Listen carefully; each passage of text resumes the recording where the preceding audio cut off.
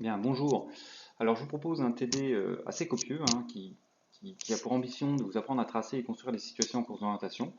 Je ne vais pas tout vous expliquer dans une vidéo. Là, on va se centrer simplement sur un premier point qui concerne la sécurité, puis qui sera d'ailleurs poursuivi dans une deuxième vidéo. Là, on va se centrer surtout sur la sécurité dite objective, et après, on verra la sécurité plutôt subjective. Alors, pour commencer, c'est important de définir de quoi on parle, et la sécurité pourrait se définir comme l'absence de risque inacceptable, pouvant objectivement mettre en cause l'intégrité physique des élèves si on s'appuie sur la circulaire du 19 avril 2017 qui concerne en fait la sécurité dans toutes les activités physiques de pleine nature dans le cadre de l'enseignement de l'éducation physique. Donc c'est un texte d'ailleurs intéressant à aller voir. Euh, En quoi la sécurité peut poser problème en cours d'orientation et finalement ce sur quoi on peut presque pas jouer ou peu en tout cas. La première chose, c'est le fait qu'on ne voit pas les élèves ou très peu. Enfin, en tout cas dans la majorité des cas, on les perd de vue. Donc ça c'est déjà relativement anxiogène d'ailleurs pour l'enseignant, hein, puisque on les perd de vue, c'est assez atypique. Et effectivement, par rapport au texte de sécurité, notamment de 94, qui exige qu'on maîtrise complètement le cours, qu'on surveille nos élèves, bon bah là, cette activité-là ne le permet pas. D'autre part, on ne peut pas prévoir, et là c'est également inhérent à l'activité, on ne peut pas prévoir par où vont passer les élèves, puisqu'il y a cette notion de choix d'itinéraire. Donc on ne peut pas tout sécuriser, on ne sait pas par où ils vont passer, et puis parfois même ils passent par des endroits qu'on n'aurait jamais imaginés. Euh, Ensuite, le terrain est plus ou moins accidenté. Là, vous avez une belle illustration de ce qu'on appelle des lapias dans le Vercors. Ce sont des plaques comme ça où il y a des espèces de failles et de trous un peu partout. Effectivement, pour les risques, en termes d'entorse de cheville, et peut-être même plus grave, c'est effectivement, euh, bah, ils sont bien présents, ces risques en tout cas. Voilà. Et la dernière chose qu'on peut évoquer concernant le milieu, c'est qu'effectivement, les milieux dans lesquels on pratique sont ouverts et pas réservés. Et notamment, on peut rencontrer des sangliers, on peut rencontrer tout type d'animaux, on peut rencontrer aussi des personnes qui peut-être seraient mal intentionnées ou auraient éventuellement un chien qui pourrait être dangereux, etc. Bref, on n'a pas la maîtrise de ce qu'on va rencontrer. Et donc, ça peut, d'un point de vue objectif, mettre en péril la sécurité. Malgré tout, ces points-là sur lesquels on va essayer on ne peut pas les effacer, sinon on s'éloignerait trop de la logique de l'activité. L'idée, c'est plutôt d'apprendre à les gérer. Voilà, et c'est ce qu'on essaiera de voir. Et puis, il y a un autre aspect, donc là, c'est le premier aspect, c'était le milieu, le deuxième aspect, ce sont les élèves, finalement, qui peuvent poser des problèmes, a priori, sur la sécurité aussi, c'est déjà leur peur de se perdre, hein. Donc ça peut entraîner des situations presque de panique et qui, du coup, conduiraient à des comportements qui seraient dangereux ou avoir des représentations anxiogènes. Enfin, certains élèves ont des représentations anxiogènes du milieu, donc de la forêt, hein, puisque bien souvent l'idée c'est de pratiquer en forêt, ou parfois même sur des parcs urbains périphériques, les élèves ont des représentations de ces contextes pratiques plutôt négatifs, et donc ça crée une crainte supplémentaire. Et puis certains élèves manquent d'autonomie et puis ne savent pas prendre les bonnes décisions, ne sont pas habitués, peuvent vite paniquer parce qu'ils ne sont pas tellement habitués à être autonomes, prendre des initiatives dans des milieux inconnus notamment. Donc tout ça fait que ça peut aboutir à des situations de panique dangereuses pour eux-mêmes, voire pour les autres. Bref, tout ça pour commencer par les freins, pour vous dire qu'effectivement c'est un vrai enjeu la sécurité, que le but c'est de dépasser ces limites-là pour proposer un cadre qui malgré tout soit le plus sécurisant possible. Voilà. Alors, l'objectif va être de structurer un petit peu notre propos en s'appuyant sur la note de service du 9 mars 1994 qui propose finalement un découpage sur ce sur quoi on doit faire attention. Tout d'abord les conditions matérielles. Donc c'est un texte qui concerne toutes les activités physiques, hein, pas que la CO. On va voir juste après comment ça se traduit en CO. Deuxième point, les consignes que l'on va donner aux élèves. Le troisième, le fait de maîtriser le déroulement du cours. Et enfin, se poser la question du caractère dangereux ou non des activités enseignées, que je vais moins développer, puisqu'en finalement, enfin je vais le faire maintenant, la question c'est de se dire, est-ce que je suis capable ou non d'enseigner la concentration dans ce milieu-là, sur cette carte-là, sur ce terrain-là, avec ces élèves-là. Si je considère que c'est dangereux, eh bien je le fais pas. Ce texte a aussi quelque chose d'intéressant, une phrase intéressante, c'est la suivante, c'est le juge requiert des enseignants qui gèrent cette notion de sécurité dans la pratique des activités enseignées en bon père de famille. C'est un peu flou, c'est d'ailleurs aussi un peu, comment dirais pas sexiste mais presque aujourd'hui, puisqu'on pourrait parler d'une bonne mère de famille. L'idée c'est finalement de faire preuve de bon sens. Et quelque part, malgré tout ce que je vais dire après, gardez bien ça en tête. Finalement, la plupart du temps, si vous prenez des décisions en imaginant que vos élèves sont vos enfants, probablement que les décisions seront les bonnes. Malgré tout, on ne va pas rester sur cette notion floue, on va essayer de poser des choses un peu plus précises qui concernent donc tout d'abord les conditions matérielles. Et notre matériel, qu'est-ce que c'est? Bah, c'est premièrement la carte et le terrain. Voilà.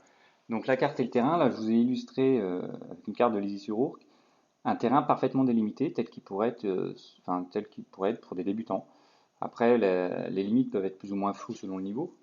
On pourrait avoir que deux ou trois parties bien délimitées. Mais au début, c'est bien d'avoir effectivement tous ces côtés délimités. Donc là, on a d'un côté une rivière. Sur le côté ouest, on a une partie qui est un peu moins fermée, un peu moins marquée, mais on a quand même un carré bleu. On peut supposer que c'est une retenue d'eau, voilà, qui sera quelque chose de relativement facile à repérer pour les élèves. Au nord, on a une route, ainsi qu'à l'est. Voilà, donc là, c'est plutôt intéressant. Ensuite, autre élément important, peut-être même le plus important, parce que c'est quelque chose sur lequel vous pouvez vraiment jouer. Donc la carte, le terrain et surtout le tracé doivent être adaptés au niveau des pratiquants, on doit avoir une progression. Donc vous avez vu la méthode fédérale que vous connaissez. Euh, à vous d'être bien en mesure de proposer un tracé adapté au niveau du public. Autre chose concernant toujours les conditions matérielles, l'idée ça va être d'éviter des zones dangereuses. Donc vous les avez sur la carte en amont quand vous préparez vos parcours. Donc tout ce qui est route fréquentée, falaises, voies ferrées. Et si ce n'est pas possible, de complètement les éviter, hein, je veux dire, l'idée c'est de les indiquer sur la carte et éventuellement carrément sur le terrain si vous avez un gouffre qui est dangereux, par exemple, ne pas hésiter à le localiser. Et enfin, toujours concernant les conditions matérielles, quelque chose qui est très important, c'est de bien placer les postes. C'est une compétence qui s'acquiert, bien sûr, une compétence professionnelle, mais un poste mal placé peut être dangereux dans le sens où, surtout pour des débutants, ils vont pas vous remettre en cause, donc ils vont considérer que le poste est bien placé. Or, s'il l'est mal, derrière, forcément, ça va les amener à l'échec, qui peut être d'autant plus grand, grave, du coup, même si on pousse à l'extrême, quoi. Donc, apprendre à bien placer ses postes, c'est garant de la sécurité. Toujours concernant l'environnement, bien entendu, il est essentiel comme l'indique ce panneau, de se renseigner sur la présence ou non de chasseurs, de bûcherons, etc. et d'avoir les autorisations des propriétaires d'un côté et de votre chef d'établissement de l'autre. Toujours concernant le matériel, mais associé un petit peu déjà au point suivant qui est les consignes, c'est de donner un temps limite et les moyens de le respecter. Donc clairement, les élèves doivent partir avec une montre ou un chrono. Et puis, c'est associé à la consigne et même à l'enjeu qui est d'apprendre à l'élève à renoncer, ce qui est une compétence à part entière précisée par la circulaire du 19 avril 2017. Donc, quelque chose qui fait partie des choses à apprendre réellement pour l'élève. Ça va peut-être pas se faire du jour au lendemain, mais c'est quelque chose qui doit être régulier, rentrer dans la routine. Ensuite, vous, dans le tracé, quelque part c'est lié au matériel, puisque c'est là où vous allez décider de mettre les postes. Évitez de travailler en limite de carte, hein, bien sûr, sauf au niveau expert où on peut se le permettre plus facilement. Mais cet extrait de carte là, justement, est à bannir hein, avec un niveau débutant voire intermédiaire. Et enfin, pour terminer sur le matériel, je crois que c'est le dernier point, il faut posséder évidemment le nécessaire de premier secours, un téléphone qui a du réseau et un moyen de communication pour appeler les élèves à distance, même si on ne pourra pas traverser la forêt avec ce moyen de communication. Au moins faire du bruit à un moment donné, ça peut être intéressant s'il faut prévenir la fin de séance. Voilà pour ce premier point concernant les conditions matérielles. Ensuite, l'idée c'est de voir les consignes. Alors les consignes, on va essayer d'être le plus complet possible. Elles vont compléter un peu ce qu'on a dit déjà en amont. Donc l'idée tout d'abord c'est de présenter et d'expliquer les éléments que vous avez précisés sur la carte. Tous les éléments dangereux ou interdits de franchir. Là par exemple en violine vous avez du quadrillage rose qui sont des zones interdites, les croix roses qui sont les routes interdites et les parenthèses inversées qui sont les passages obligatoires. Donc c'est des choses que vous pouvez utiliser sur la carte. Mais si vous les mettez sur la carte, il faut que les élèves les comprennent, sinon il n'y a effectivement aucun intérêt. Bien présenter les limites, hein. Là encore je renvoie à tout à l'heure à ce que j'ai dit par rapport à la carte. C'est bien d'avoir un terrain limité, mais il faut les expliquer aux élèves, hein, ces limites, c'est-à-dire par exemple interdiction totale de traverser la route. Ensuite, concernant les consignes, c'est important de relativiser l'enjeu. Beaucoup de situations où on pourra avoir l'objectif d'aller le plus vite possible, mais ça doit toujours être en sécurité, par rapport notamment à là où on met les pieds, là où on court, etc. Enfin, préciser à l'élève comment il est prévu de l'aider si besoin, c'est-à-dire que, bah, en tant que bon père de famille, justement, vous allez sans doute leur expliquer qu'à aucun moment vous allez partir du site sans eux et que vous allez vous organiser pour de tous les cas ramener tout le monde à la maison. Expliquer comment faire si l'élève se perd, retourner sur ses pas et vous suivre un point cardinal de retour, ça va faire partie des contenus qui vont venir très très vite pour effectivement parer à cette éventualité de j'ai l'impression d'être perdu, qu'est-ce que je fais? C'est quelque chose qui s'apprend et donc qui doit être expliqué aux élèves relativement tôt. Et sur un point cardinal de retour, ça veut dire que rapidement vous allez mettre en place la boussole, mais non pas pour faire une visée précise tout de suite, mais au moins comme élément de sécurité. Cette boussole va leur indiquer le nord ou le sud ou la direction à suivre pour pouvoir rentrer au minimum donc, dans un temps donné.